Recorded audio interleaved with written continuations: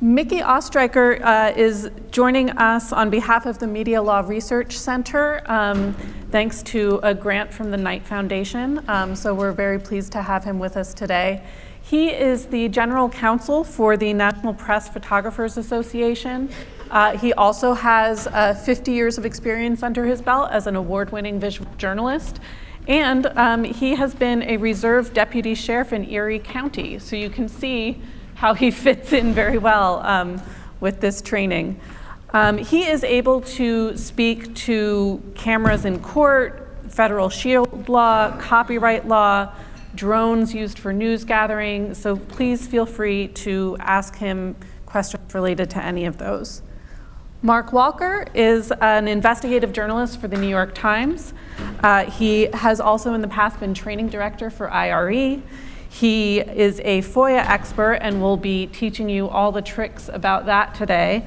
And obviously, the most important part of his bio is that he is a recent graduate of the National Press Foundation's Paul Miller program.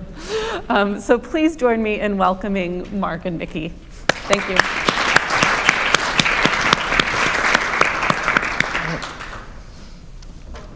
So hi, everyone. Again, my name is Mark. Investigative reporter in the DC Bureau of the New York Times. And so I'm just gonna be talking to you guys about public records, because at one point in time I was an investigative criminal justice reporter.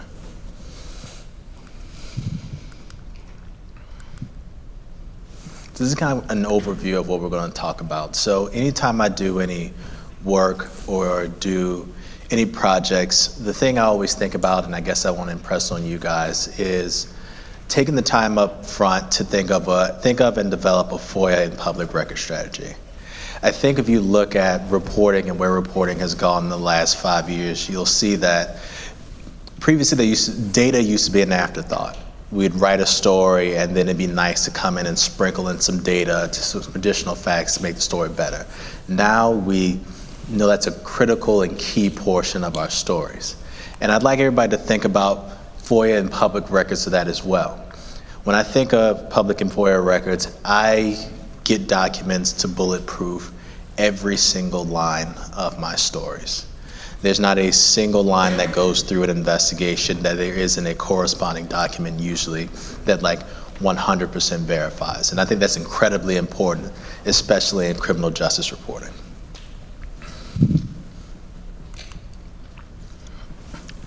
And so we're going to talk about FOIA and state public records. So FOIA applies to sort of federal side of it. So if you're going to get records from the FBI, the Department of Justice, you'll put in a FOIA.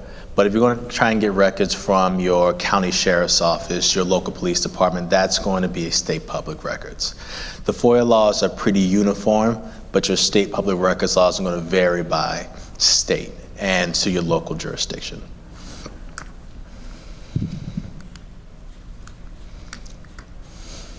So press releases tell us when federal agencies do something right, but the Freedom of Information Act let us know when they do not.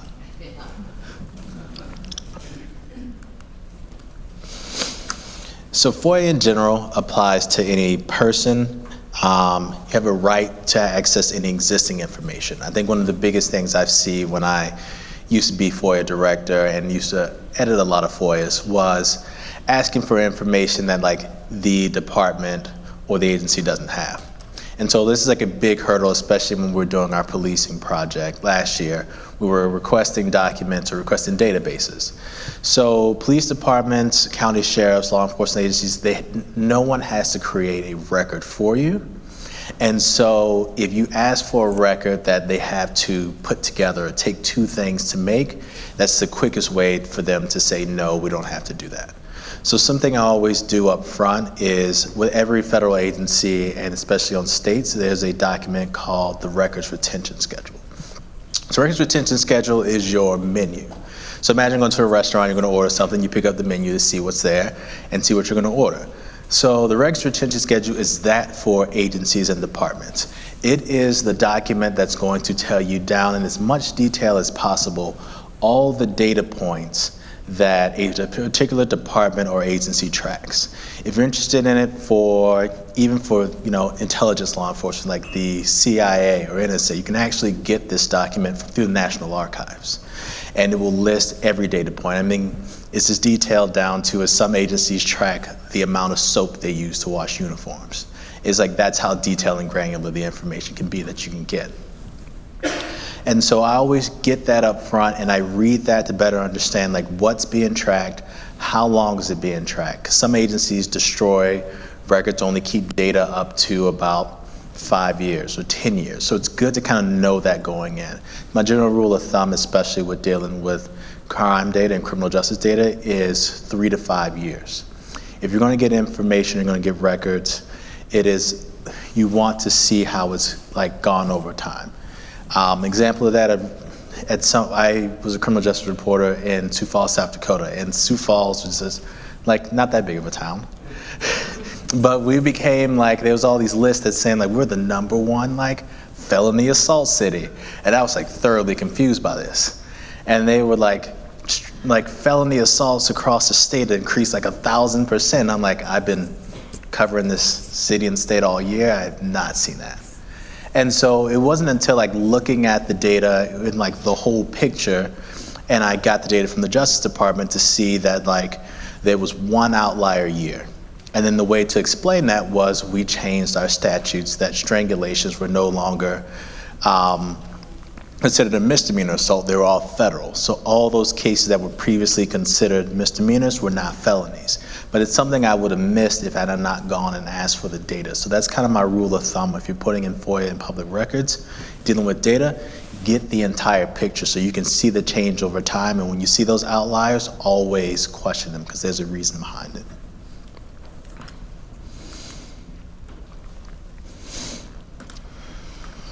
What counts as an agency? Pretty much anything from DOJ to FBI to the Department of Agriculture. What doesn't count is Congress, federal courts, unfortunately. It doesn't mean they're completely exempt. That means that you have to be creative, which is the point of this sort of FOIA strategy, because you want to think of this up front.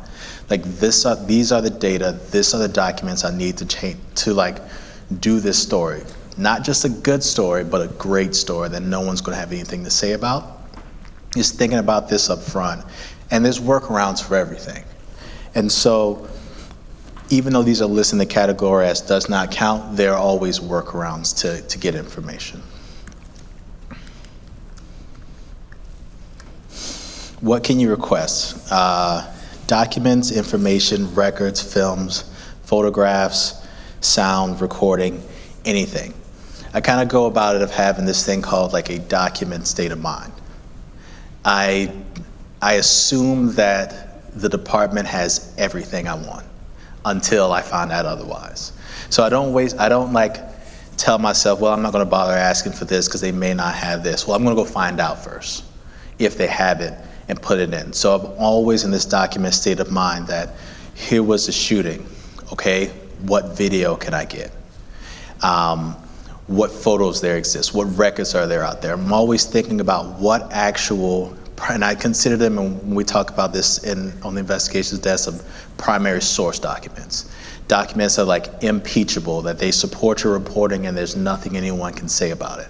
And so I'm always thinking about what sort of primary source documents I can get my hands on that the police department or the county sheriff's has.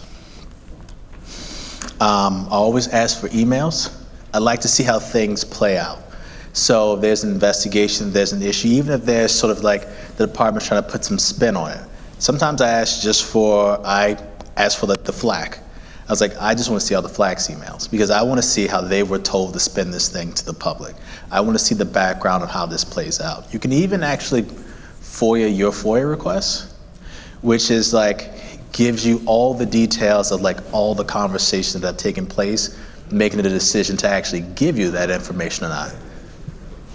And so it's something I frequently have done to just, I had an example with the Small Business Administration trying to get records about Ivanka Trump, and they didn't want to give it out, so I FOIA'd my actual FOIA request for those records and was able to get the conversations about the back and forth of how they were trying to decide whether or not to release it. So I know it was releasable, they were just holding it, and then ultimately we ended up getting those records. And so that is something you can do because you can see from the top down how your request is being handled.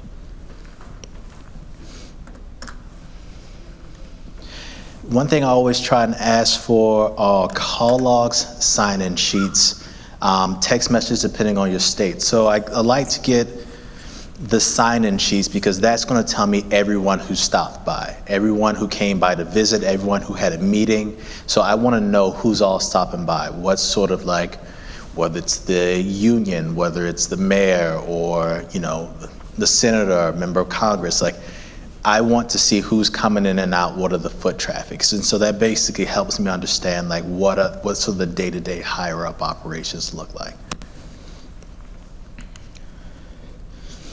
So we're going to talk about how to FOIA a bit. Do you really need to make a FOIA request? That's the first question I ask myself. FOIA is kind of a broken system, so it's going to take me some time. And so I usually ask myself, can I find this first? I have gotten into some situations, and so have my coworkers, where we put in a FOIA, and then ultimately they find out that like if we would have spent some time looking through the website, it's right there. And so we spent a lot of time struggling and writing this up over nothing, essentially. And so I usually think about that. I check the site, checks FOIA reading rooms to see if the information has already been asked for and posted, just to make sure the information I'm going after has already not been made public.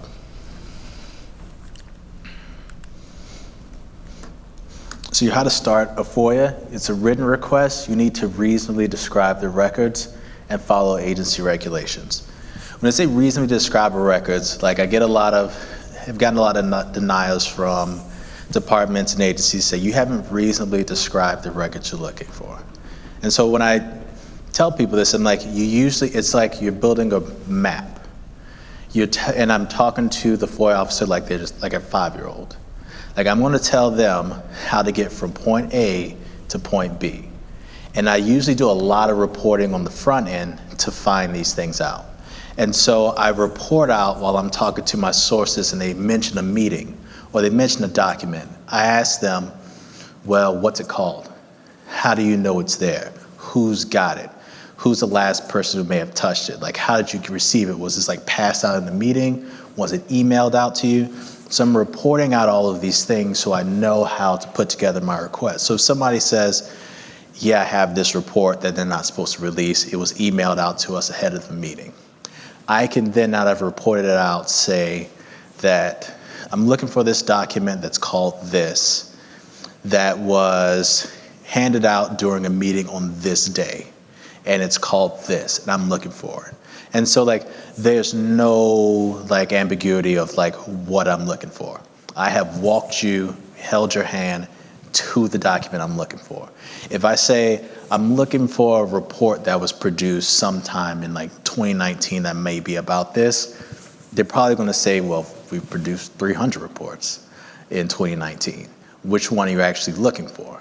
And so a lot of the time while I'm doing my reporting and I'm reporting out the stories, every time someone tells me about a fact or a document or something that exists, I report out and I make them explain to me how they know it, where they got it from, and like, for me to go get it, what do I need to know to get it? So I make that part of my reporting process as well, and I report out a lot of stories. For example, we filed a FOIA lawsuit against an agency called the Indian Health Service to get documents on a pedophile doctor who basically molested children on Native American reservations for about 20 years, and the federal agency moved him around. And so we tried to get the report, but they just denied it and said, we don't know what you're talking about.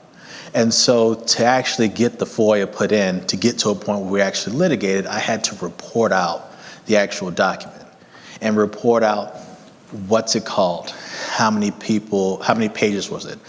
Was a contract put out to have like someone come look into this? What's the name of the company that ended up getting the bid to do this report? And so when I put in the FOIA request, ultimately that we sued on, we knew the name of the report, the title, how many pages it was, when it was first done, when it was completed, and we had all this information. So when we went to court, we won that lawsuit fairly easily. They found the document, turned it over to us, and we were able to write a story about how the agency protected this doctor for 20 years and allowed him to do that. And so without actually reporting that through, it makes it a lot tougher. But it also makes your reporting better to know these details and to collect them along the way.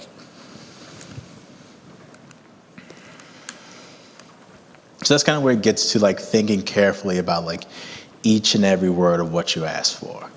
There's just certain things like words sort of like related to, or any and all, or just very open-ended FOIA requests.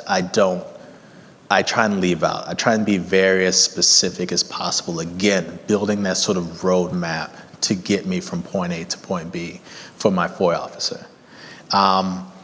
An example of this is I had a colleague who she put in the same FOIA request a handful of times and they got denied, and they told her there was like no records found that she was looking for. And it was a email search over 3 years for 6-7 different keywords. The issue with the FOIA request was that she wrote, I'm looking for emails between this 2-year period that contain the following keywords. Sounds fine at face value, but the way the FOIA officer took it is, I need to find emails that have all of these keywords in it. If it doesn't have all of these keywords in it, then she clearly isn't looking for it. And that's how they responded every single time. And so I told her, make a tweak, say you want all emails with any of these keywords in there. Ended up turning over 800 pages of records, because then she went back and was like, gotcha. I know what you're looking for now. And so like that made a huge difference. So like I'm thinking about every single word that gets put in there to make sure my FOIA officer's not gonna do me any favors. And so I gotta make sure I'm like solid up front.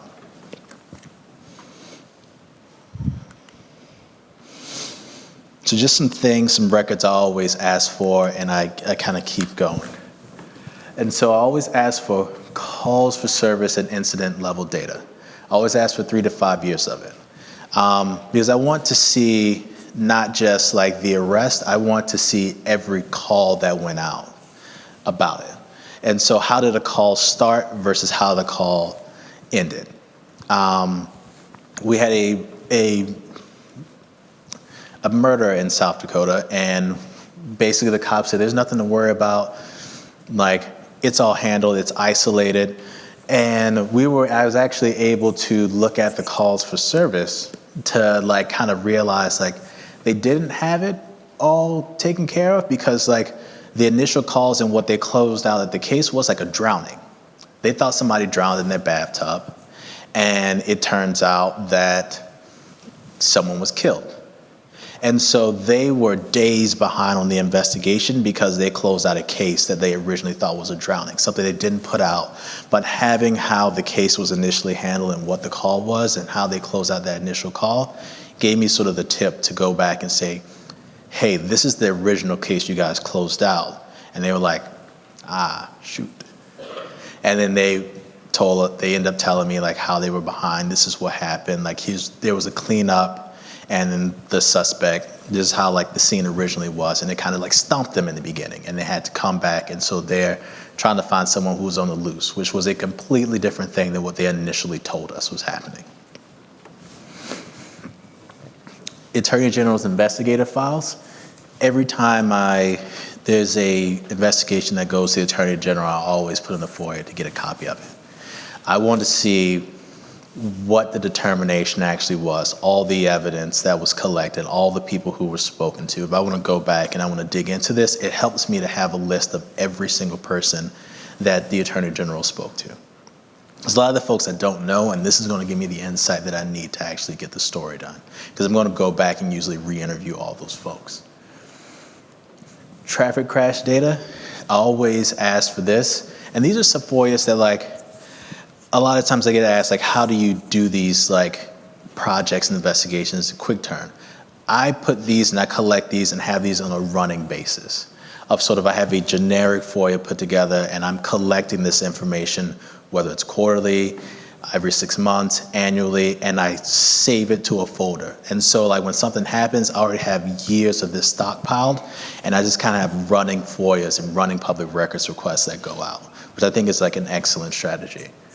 And so you can use this to write about police chases, crashes, things like that.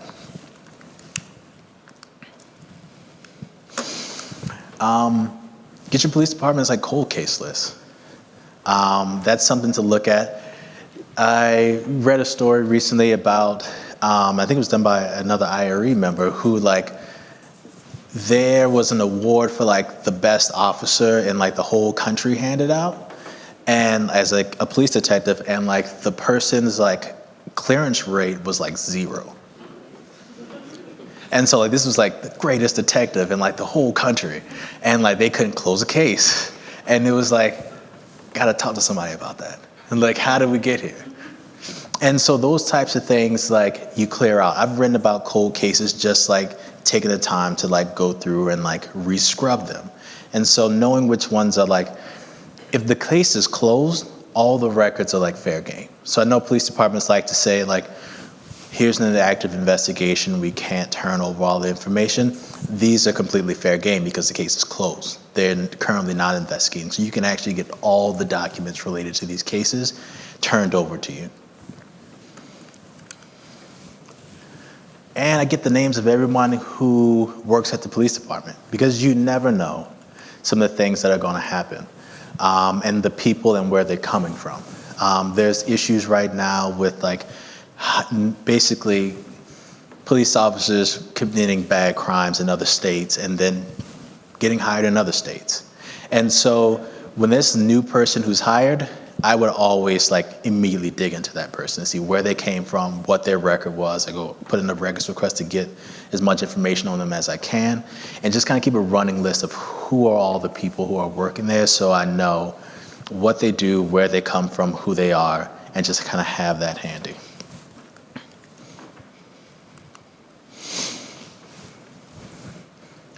So I'm just gonna run through just a couple quick FOIA exemptions. Like if you ever see them, like 6 is like, this is one I see, but it's mostly for privacy interests. So don't be alarmed by this. This is like sometimes overused to redact like cell phone numbers and things like that. The big one I wanted to talk about is sort of this one. This is exemption 7, for FOIA exemption 7. This is the one that if you put in a FOIA request for like the FBI or anyone like that, this is the one you're going to run into like majority of the time, like 99% of the time. So just kind of something I want everyone to take in consideration is that there have been some changes to this like these agencies ignore. So under the FOIA Improvement Act, I believe it was like 2015 or 2016, like an agency can no longer like federal law enforcement agency can no longer blanketly withhold all the investigative files. They have to go through an investigative file and they have to separate out any documents they have in that file that will not cause harm to the investigation. Do they pretend like that's not the case? All the time. But it's something I put into the FOIA request to let them know that like you can't just blanketly say, no, you can't have this. Like you have to go through the file, find things that won't be harmful, take them out, and actually give them to me. And some of those things are like really helpful and give me tips on where to go next. And so like, this is like, think about that when you're like putting a request and you see this exemption. Also, if you FOIA the FBI and they tell you they don't have any records, they got them. Like every single time, it never fails. They have this thing called the Central Database. To my knowledge, there's nothing ever in there. Every time I FOIA, it's like, nah, we got nothing. We got nothing. And so like I have learned that like if you're gonna FOIA the FBI has thousands of like databases and thousands of mainframes. You make them do a cross-reference search across all of their databases. If you do not, they're only going to check the main database, and I promise you there's nothing in there. They will tell you, nah, there's stuff. Put in a couple of FOIA requests and like get that, like, we've got nothing response in there a handful of times, and you'll quickly realize, like, they're not telling the truth. But I want to take some time to turn it over to my colleague here.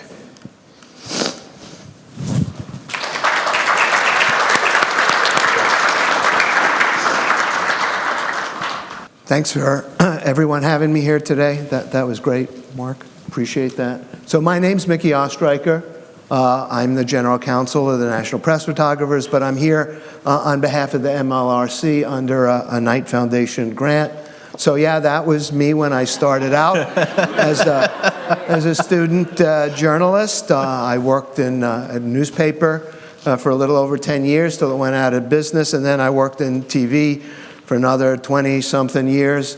I've also been, as was said, a uniform reserve sheriff's deputy in Erie County. That's me at one of the Bills games. Go Bills. For those Miami fans, sorry, not rooting for you today. Going to be talking about a number of things. I do a lot of training with police. I do training with journalists and journalism organizations, but I realized about 10, 15 years ago that talking to journalists is all well and good, but when journalists say, "I know my rights," that's usually the last sentence they will utter before hearing, "Turn around, put your hands behind your back, you're under arrest," if they even get that courtesy. So I started doing training with law enforcement, and this is kind of, it's going to be like the lightning round of the training that I give to journalists, and the training that I do with police is exactly the same thing. I just reframe it for each group, but it's the exact same material. So it's not like I tell one group one thing and one group another. So Bill of Rights, obviously everybody's seen it. And we're going to look at a bunch of pictures and videos and things like that. And I always get the question, well, you know, like there's freedom of the press. It says Congress shall make no law abridging, and it's got free speech, free press, religion, right to assemble, redress of grievances.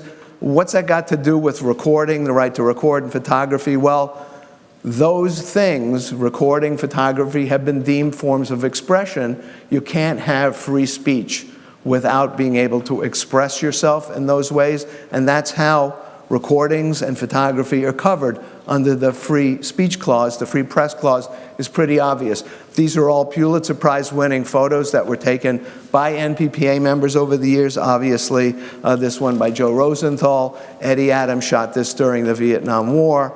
Stanley Foreman, this was in Boston when a fire escape gave way moments before firefighters were able to rescue a mother and daughter. The flag raising at 9/11, Ground Zero. And then the Boston Marathon bombing. And then Tyler Hicks shot these in 2014. He was in Nairobi, Kenya. He was on his day off, had his camera, was in a mall, and there was an active shooter. And so I asked the police, so here's an active shooter, and he's wandering around the mall shooting pictures as the police, the army search for this active shooter. They don't have a First Amendment there. And I asked them, you know, would you allow a photographer to follow you around? And it's a resounding no, because we all know that photographers are violent people. First they frame you, and then they shoot you, and then they hang you on a wall.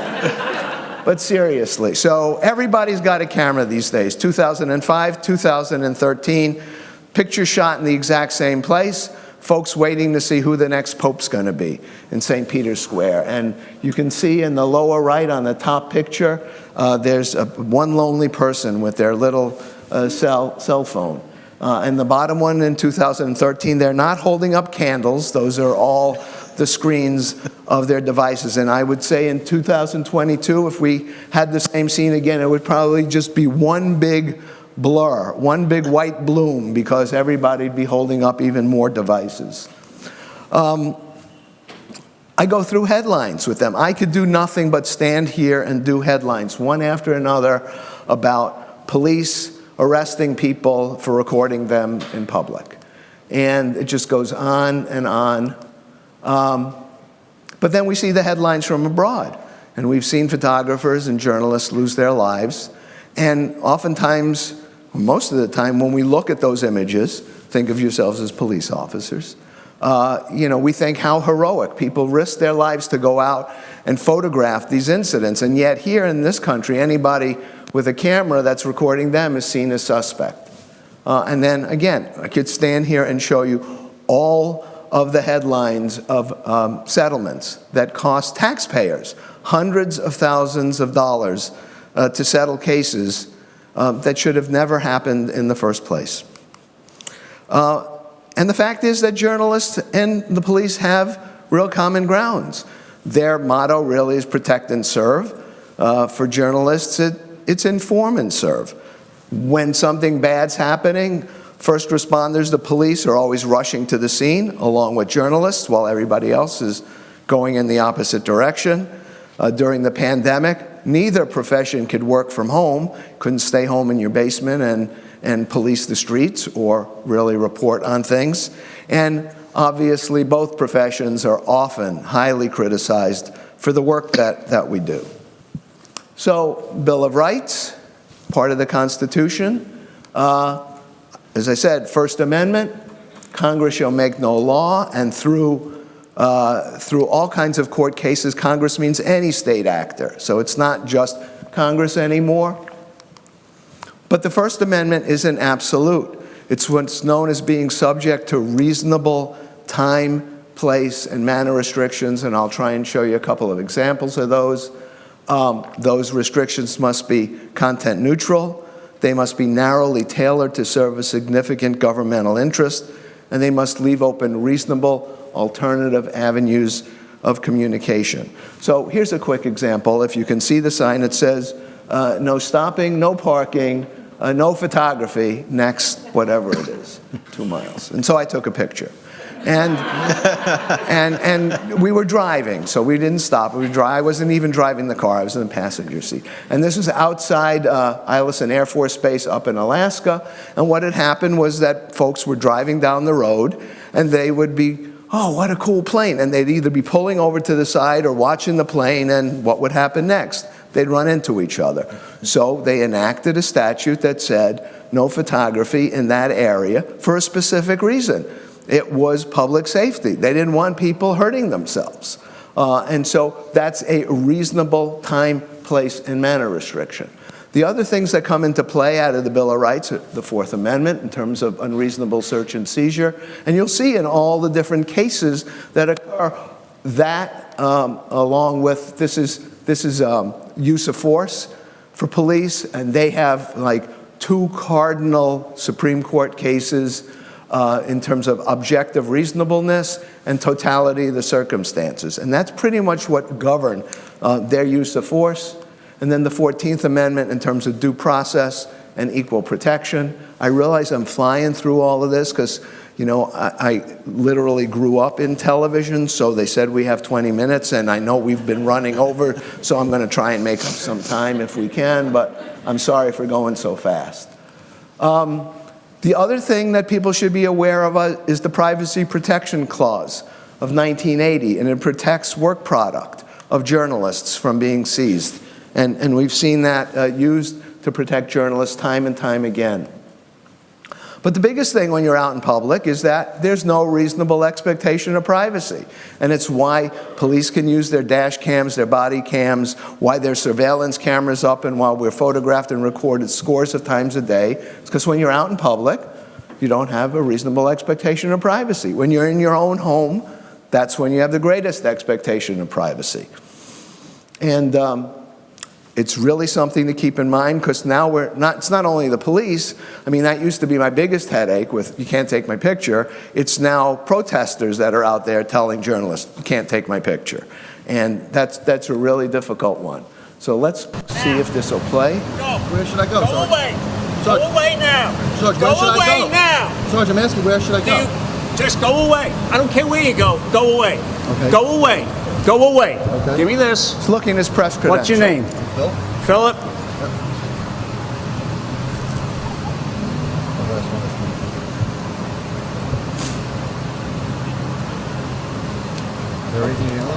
Because I want you to go away and not stand here and argue with me. Otherwise, you're about to get locked up. It's okay, actually, where you want me to go? Away.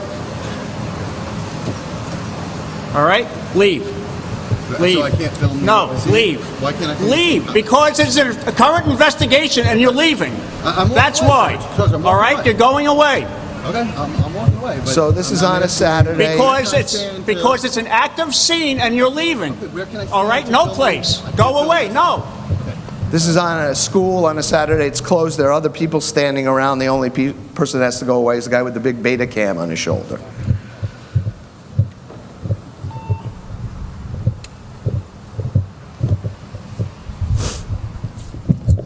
Keep rolling all the time. You treat me like this? I mean, I'm not in the crime scene or... That's why. Okay.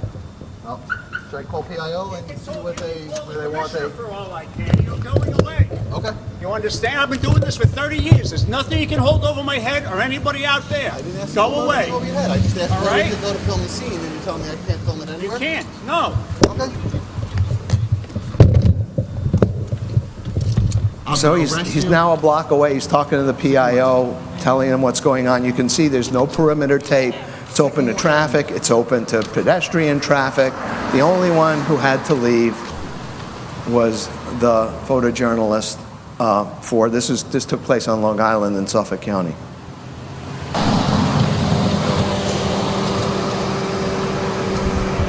Sergeant, I called PIO. They told me to go back to the where the road's open. Put it down. Put it down.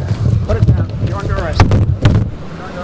So this is the question I ask: is of police? Anybody in the room that think go away as in disappear off the face of the earth is a reasonable time, place, and manner restriction? Fortunately, nobody ever raises their hands, and yet I still see it happening all the time.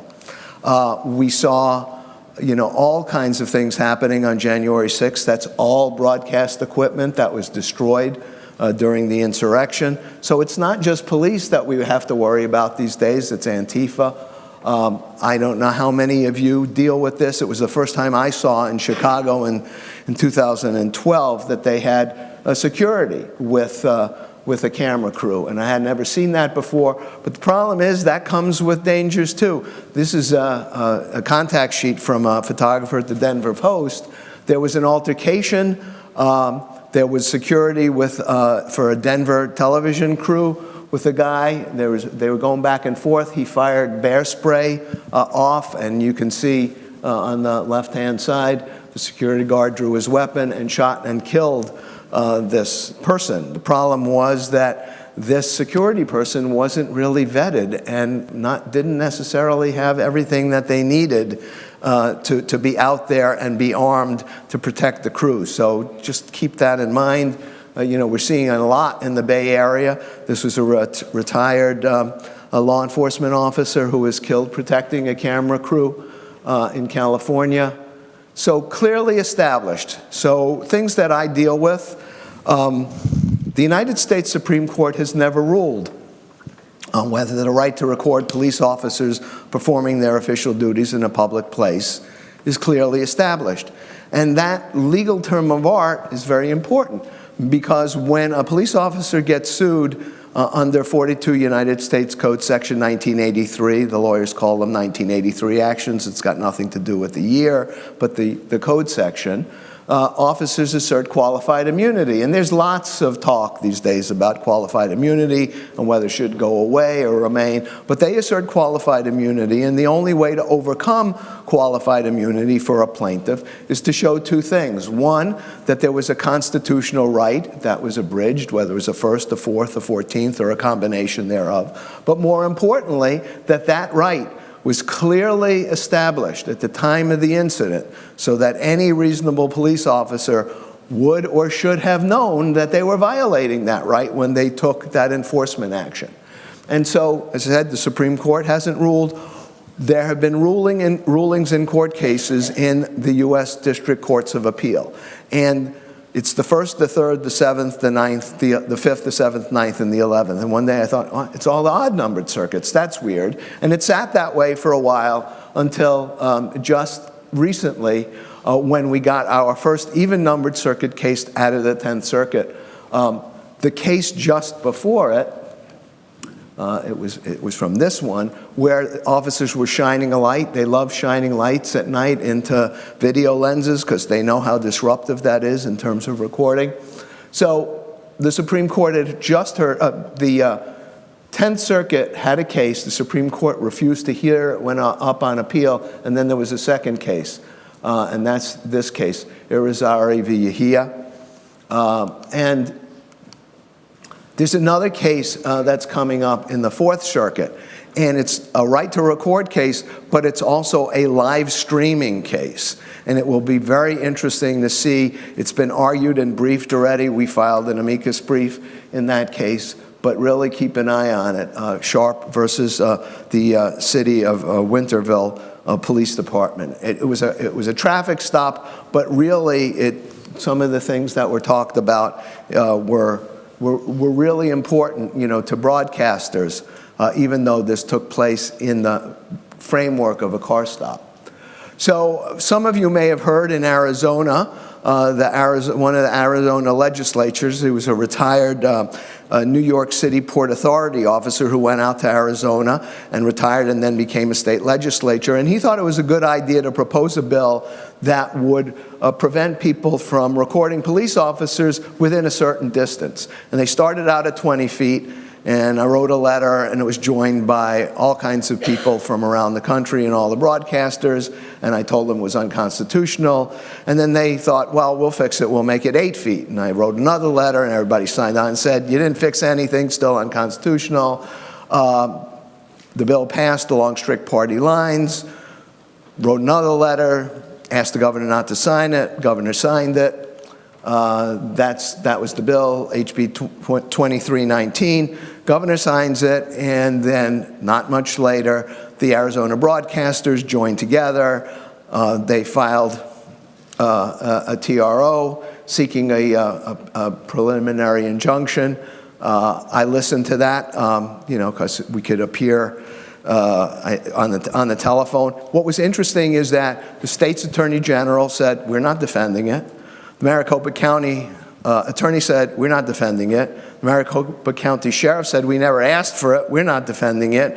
Took 5 minutes to granted the preliminary injunction. It was the fastest one I've ever seen granted. So we'll see, hopefully we're done, even though they say, well, we'll be back. So, these are things, that's one of the letters that I sent that we need to kind of keep our eye out on. That was the complaint for declaratory injunctive relief. So in New York, there is a Right to Monitor Act, and it's been put in the New York Civil Rights Law, which gives a cause of action if people and journalists are interfered with by police for recording them. California worked on this great bill. If people want to look at it, it's now as part of the California Penal Code 4097. California had a great one, 4095, which allowed journalists to assume the risk. So when all this rain was happening out here, mudslides, earthquakes, forest fires, and they would close off the area, and they would normally say journalists can't go in, the 4095 would say, you assume the risk. You go in, go ahead, but we're not coming to save you if there's a problem. But there was always this back and forth, this tension of what about protests? What about all the civil unrest? And as a result of all the social unrest protests, this bill came about. It actually went through 2 cycles. The governor vetoed it the first time, and then they changed a couple of things. But take a look at it. It's got some great language in it.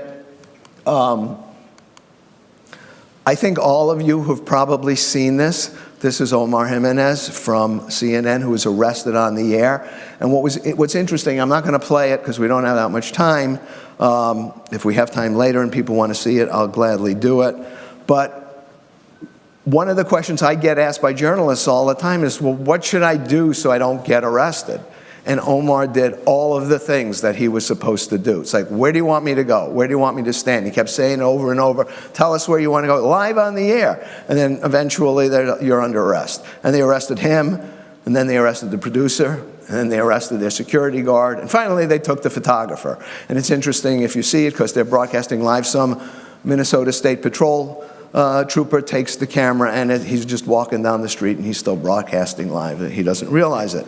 So interestingly enough, governor had to apologize.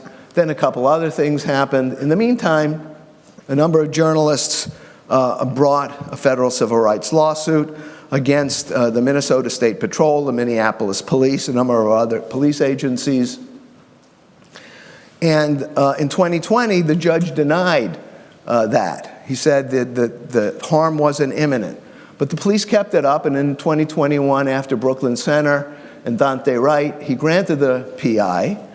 And what happened is there was a number of things that resulted, the things that they were looking for. And the Minnesota State Patrol was one of the defendants, and right now the only defendant, that decided to settle with the plaintiffs. And part of that was some of these things. And one of the things that they agreed to was, besides paying $825,000 in taxpayer money, was that the Minnesota State Patrol was to receive First Amendment training. So Mickey went to Minnesota a number of times. Actually, I spent 3 months going back and forth. It was always funny. I'd get off the plane, and there was a big trooper waiting for me, and everybody on the plane was like, what'd he do wrong? But the things that they agreed to is that they pretty much got enjoined from policing. They couldn't arrest anybody that they knew or should have known was a journalist, can't use less lethal weapons against them, can't order them to disperse. I mean, the list went on and on and on. And of course, there was an out if they made a reasonable mistake, that was okay. But then the biggest problem, and it's the problem that we see all the time, is who's a journalist? And they tried to help them. There was this case and another case called Index Newspapers. It was out of Portland. And they talked about indicia of being a journalist. And so there's language in there, and you can look at that as well. And it's pretty helpful. But that who is a journalist has been the bane of everyone's existence, not only journalists, but police. Because in the heat of the moment, it's like, how do we decide? Back in the day when I was a photographer and running around with 3 Nikons or a big Beta cam, and nobody else had a camera, it was pretty easy. Here's Mickey, he's the journalist. Now everybody's got a camera. They're all dressed the same. They're all young. They all look alike. The protesters got their cell phones and their cameras. The journalists have theirs. And even with press credentials, a lot of journalists either don't want to get them, can't get them, or certainly don't want to display them because they don't want to get attacked by the protesters. So it makes policing even that much harder. We were talking about cameras in the courtroom. After the George Floyd trial, they were looking again. Minnesota is one of the states that doesn't allow cameras in the court. They allowed it because of the COVID. Letitia Walker did a great job on behalf of the broadcasters in Minnesota. And so they're now looking to possibly change the law. We filed some comments in that. Where are we? So Texas, for those of you news organizations that are using drones, to me, that's the next natural progression in news gathering. It's certainly a whole lot safer and a whole lot more economical than flying a helicopter. If you've got a crew that's out covering a fire in California, it makes no sense to send the Bell Jet Ranger out from Los Angeles to fly 150 miles, do 3 orbits, and shoot the same high-definition video and come back as the crew that you've got on the ground and working with the incident commander, putting up a drone, getting the same video and bringing it back down. So Texas was one of those places that came up with this bill that we thought was unconstitutional, and we challenged it, and the court agreed with us. So the case is the National Press Photographers versus McCraw. You've probably seen him around that name because he's the Uvalde guy that's saying, don't look at us, we did everything right. But anyway, right now the state is appealing that. So hopefully at the Fifth Circuit, this was the first time that a state drone law was challenged, and we hope that it'll stand in the Fifth Circuit. I apologize for racing through things. I mean, having a sense of humor was always helpful. My laminated get-out-of-jail-free card from a Monopoly set was the best press credential I ever had. So, I think you really need to tell your journalists that are out there, keep that in mind. As you can tell, I'm pretty passionate about this. It's for a reason. A lot of young men and women, I don't know how many here served in the military, but have gone in harm's way to protect these very values that we're talking about. As law enforcement officers, we all swore an oath to uphold the Constitution. So it's really critical. And then I take this kind of moment as a little point of privilege. That's my son. When I first took that was my last slide. So he was a lieutenant back then, flying the A-10. And then I keep getting to add a little more. That's not his mother. That's the Secretary of the Air Force when he received the Distinguished Flying Cross for saving 60 soldiers in Afghanistan. It's really important. This is why they're fighting. This is why people over all these years have given their life. He's now an F-35 pilot and just became a lieutenant colonel. So obviously, I'm very proud of him. I thank you all for your time. We're going to answer questions. I'm really sorry for rushing.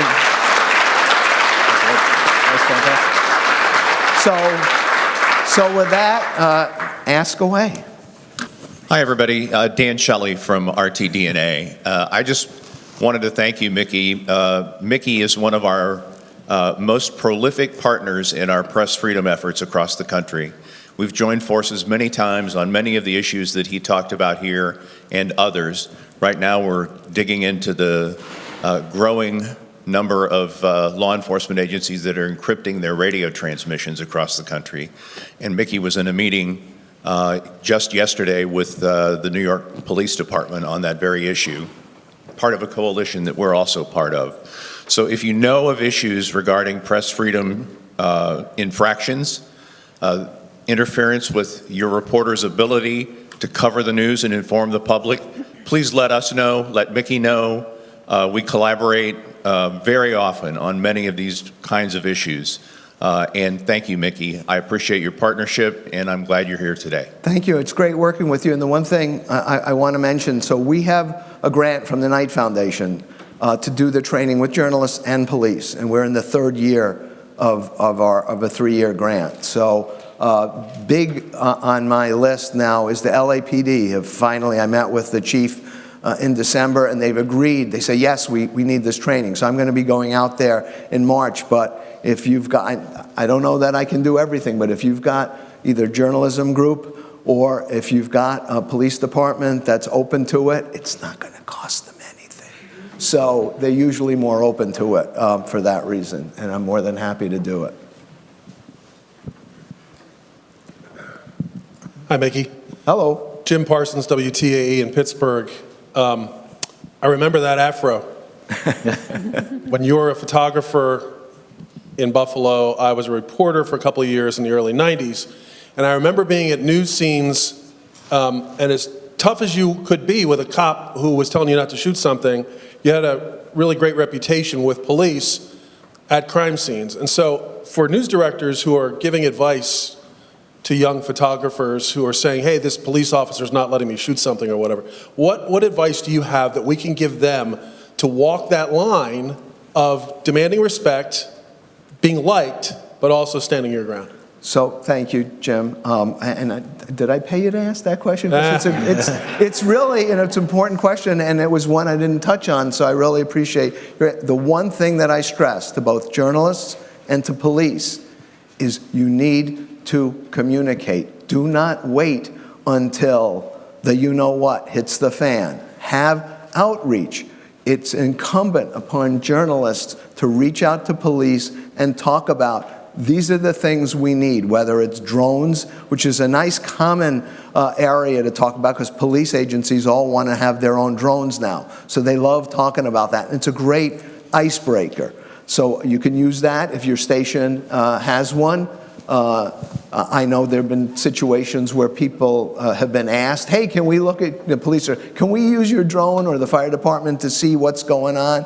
Obviously, that's an editorial decision for you to make, but have that constant communication. Do not wait until there's a riot going on to try and decide what the rules of engagement are going to be, and it needs to be ongoing. There needs to be meetings afterwards. It needs to be an ongoing dialogue. We're in the communications business, and it's so important. But you really also need to develop a reputation. I mean, that was where I was fortunate, in that having been at the newspaper for so long and having my name under the picture and then changing over to television, I did know all the cops. They knew me by face, but they trusted me. I mean, you build trust over the years, and you can lose it in a moment. You know, if something is off the record or whatever, and then it all of a sudden is now on the record, that's not a good thing. But really, tell your people to have communication with the police, with fire, with first responders.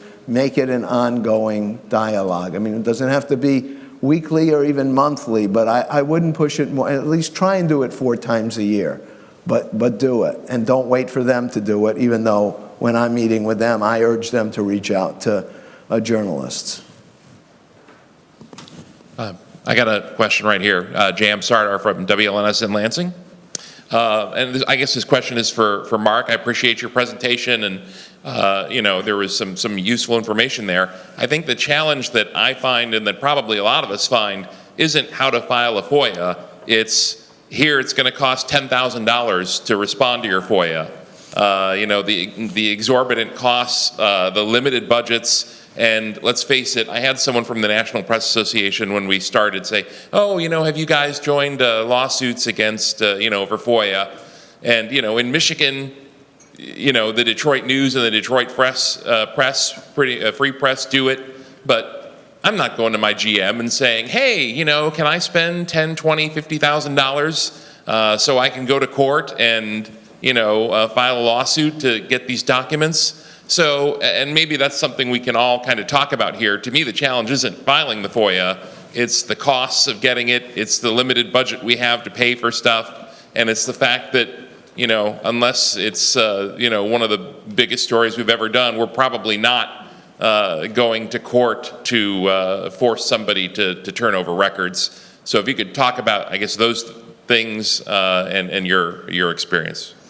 Yeah, I think a portion I didn't get to talk about is like FOIA negotiation, which is like a big part of my job. Because we do get a lot of price tags. Like one thing I always ask for up front is a fee waiver. One, if you're ever doing a FOIA, like you're guaranteed to get all the fees waived. If any federal agency ever tells you otherwise, they like lying. The other thing is like, I hop on the phone and I spend a lot of time talking to like the FOIA officers when they send me bills. And so the first thing I ask for is like a detailed breakdown of how they like arrived at the price that they got to.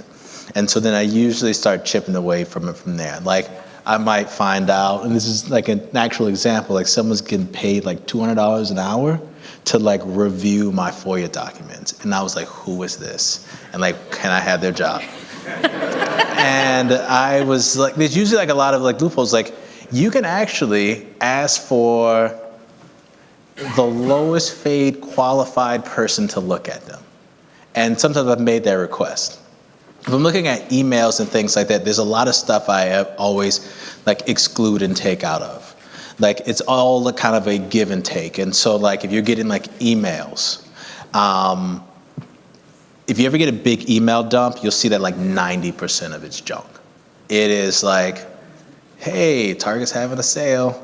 And like things like that. And so this like language I put in that like if there's any newsletters, any sort of like widely distributed like press releases and things like that that aren't internally forwarded or noted, take that out.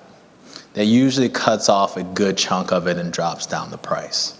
Also go in and say, sometimes I ask them to provide me a breakdown of like domain names and say like, let me see all like the at Yahoos, at Targets, at Walmarts, at, you know, Senate.gov. Let me see the breakdown of it, and I ask them for a count.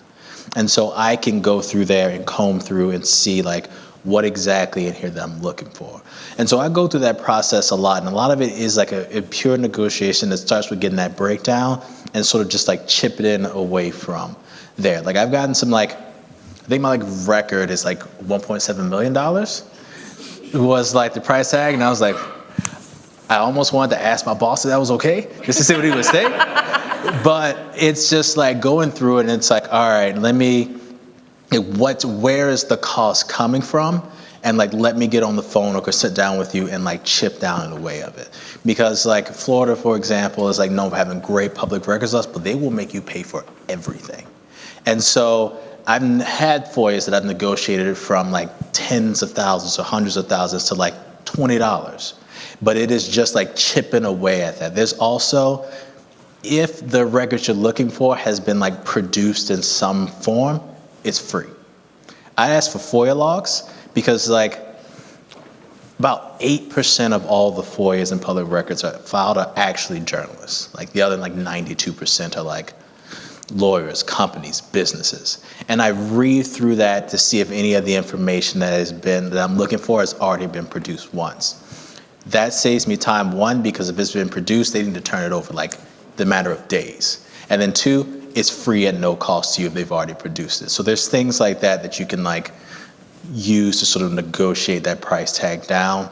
And yeah, if you want to talk about that some more, I'm happy to offer some advice and tips on some of the things I do to negotiate.